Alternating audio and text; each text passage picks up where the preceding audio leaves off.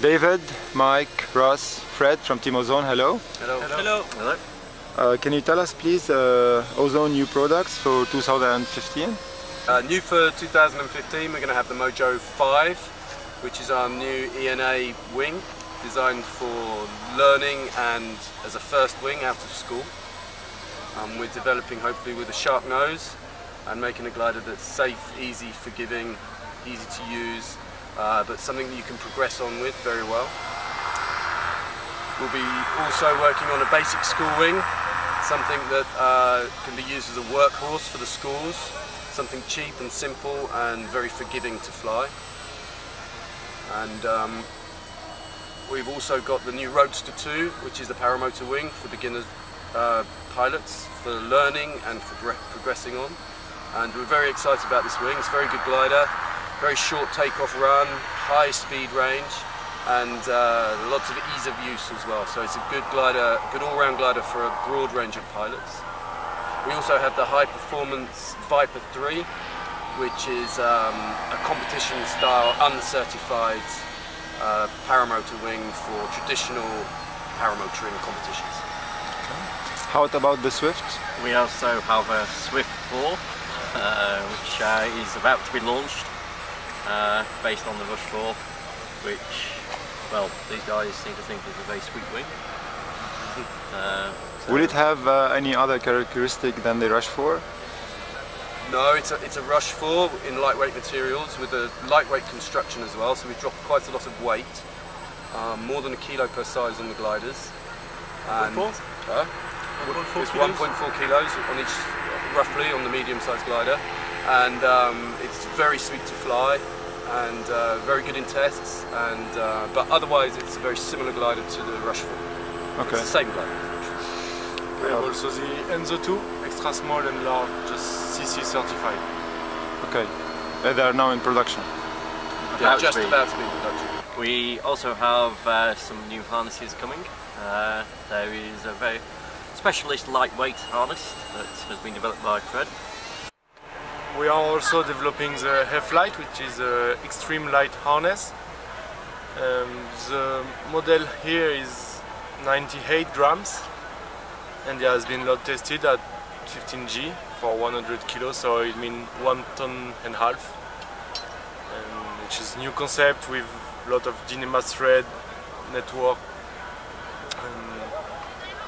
But we are still in development and hope to be ready for 2015. Okay. Exosuit, yes, that's on the market.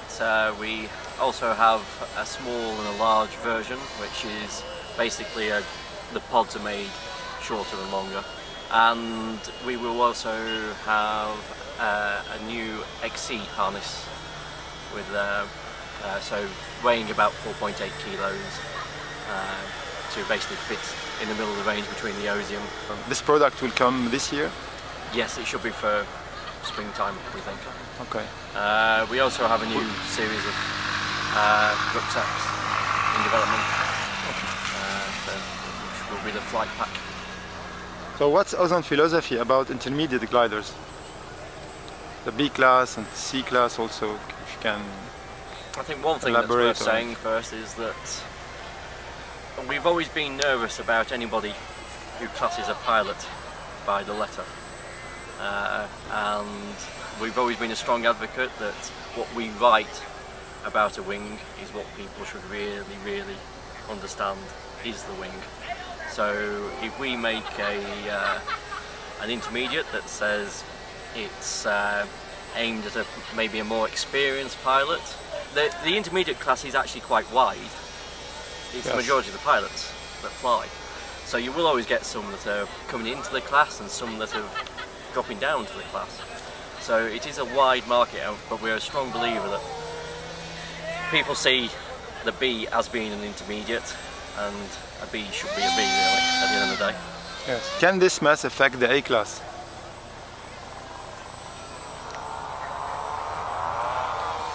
I think it's less likely to be pushed down into the A class because the A class is very limited by certain test manoeuvres that require a wing to not be too dynamic in handling.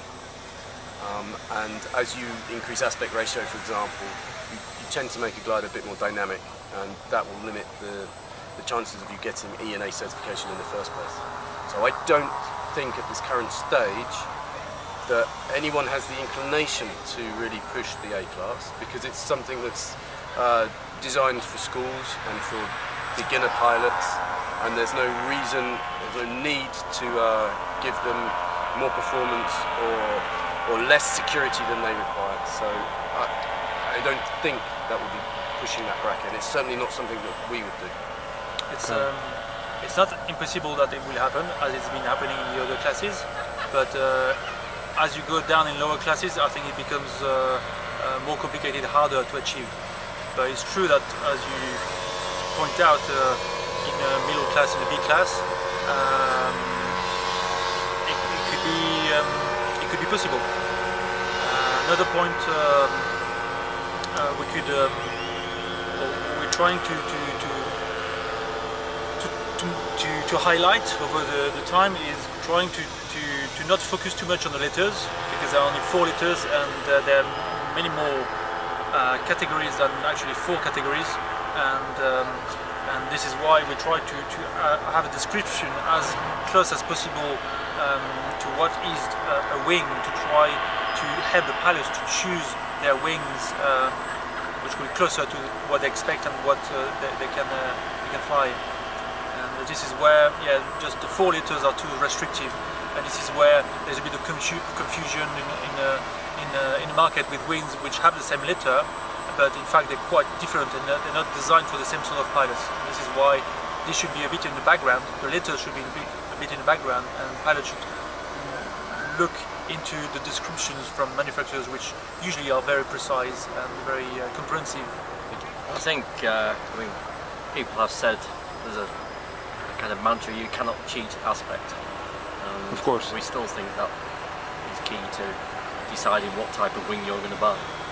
At the end of the day, something with more aspect. Okay. Sort of take a bit more work. Of course. Yeah, it's going to be more demanding and turbulent. Of course. And I think the other thing to mention at this stage, you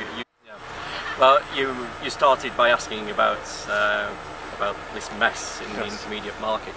To be honest, we haven't really thought about that much, because it's not something we see as an issue for us. We know we would always work the way we've always done before, but what we are more concerned about are the changes that have happened with the EN that are not really being questioned by people, which are making it more difficult to develop some gliders now that used to be straightforward in the use of using collapsed lines. Okay. And we think it's going to be restrictive on making design philosophy go down the route that you're making a wing that is designed to collapse, as opposed to working more towards a good structure that gives a collapse resistance. And I think these guys can talk more about that, but it's an area that we're quite concerned about, because we know we have very popular wings out there that are proved to be very standard in their class, but we would have difficulty reproducing them now because of the way the EN has changed. Look at you. David, Mike, Ross, and the telephone. Can you tell us, please, Ozone new products for 2015? Starting. Who's starting?